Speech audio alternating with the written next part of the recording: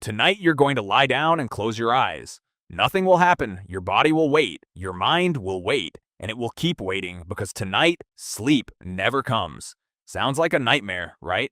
But the real answer is far stranger than a bad night's rest. It's not just exhaustion, it's a slow unraveling of everything that makes you you. Start with the first 24 hours. Your reaction time slows, your focus drifts. You feel foggy, irritable, off. This part is familiar. Almost everyone has felt a version of it, but your brain is already doing something strange underneath the surface. Tiny bursts of local sleep begin flickering through your neurons, even while you're wide awake. Entire clusters of brain cells briefly go offline, one patch at a time, like rooms in a house losing power while the rest of the lights stay on. You don't notice it happening. That's the unsettling part. Your brain starts falling asleep in pieces long before you do. By 36 hours, your hormones start to shift. Cortisol, your stress hormone, climbs. Your appetite hormones scramble, pushing you toward sugar and carbs because your body is quietly panicking, hunting for any fuel it can find. Your immune system weakens too. Researchers at the University of California, San Francisco, led by Eric Prather, found that even mild chronic sleep loss makes you dramatically more likely to catch a common cold when exposed to the virus. Now imagine none of that recovery ever comes.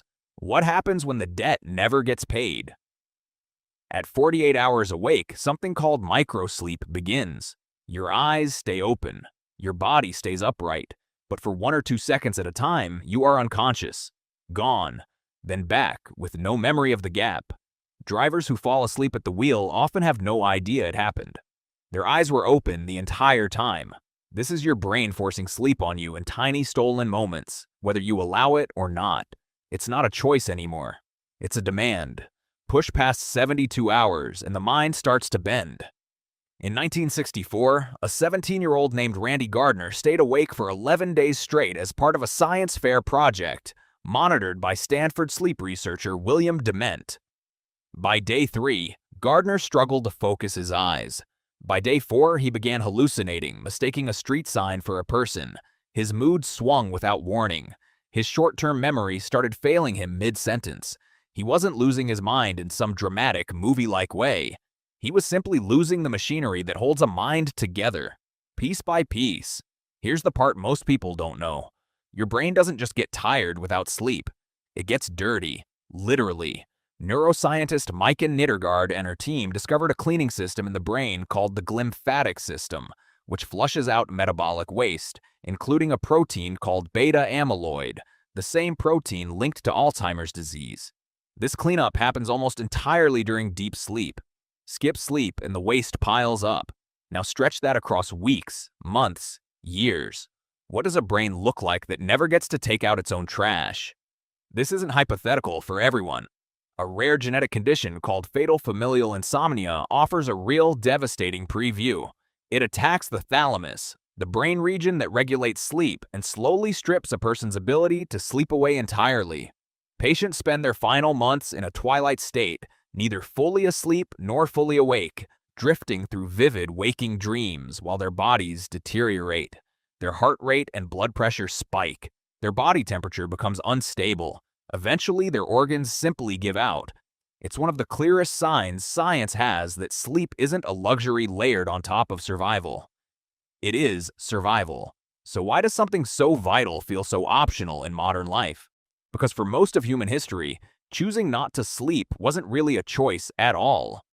Darkness fell, danger rose, and your ancestors' bodies were tuned by evolution to shut down and hide.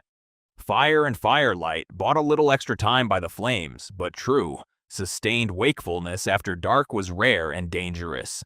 Then came electric light. Suddenly, night stopped meaning unsafe and started meaning optional. Cheap, abundant light rewired an entire species' relationship with darkness in barely more than a century. Your body, though? It never got the memo. It's still running ancient software in a world full of glowing screens.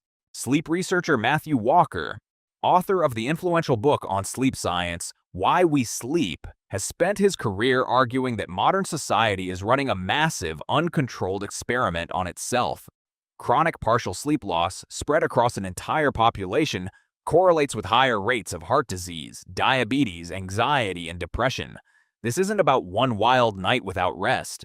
It's about millions of people quietly shaving hours off sleep year after year and calling it productivity. What if the tiredness so many people treat as normal is actually a slow-motion version of exactly what would happen if you stopped sleeping altogether?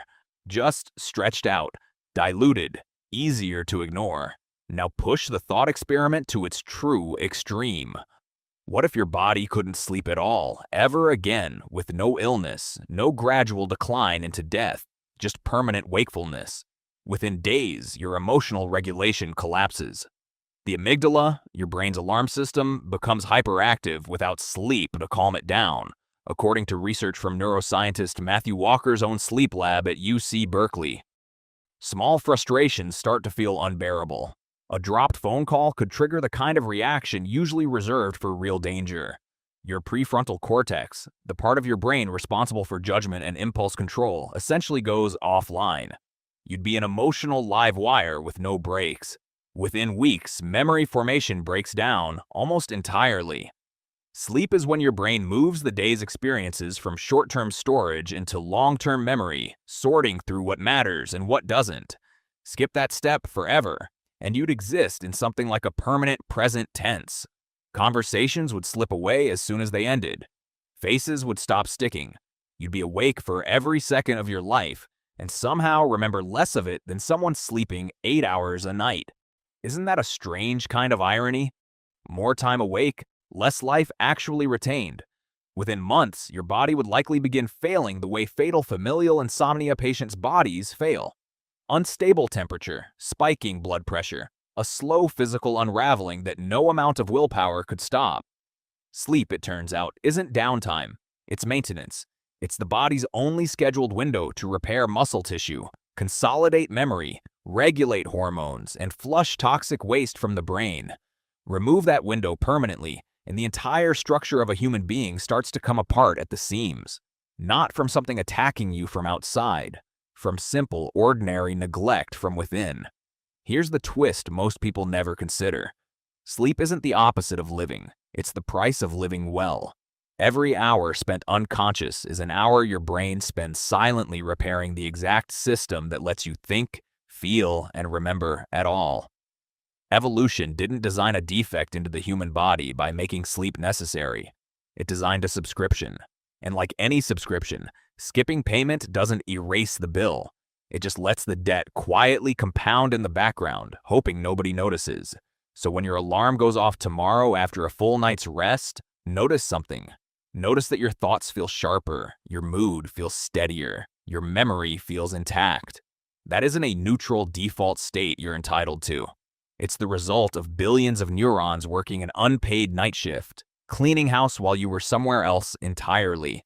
Tonight, when you close your eyes again, remember what that darkness is actually doing. It's not empty time. It's the only maintenance window your brain will ever get.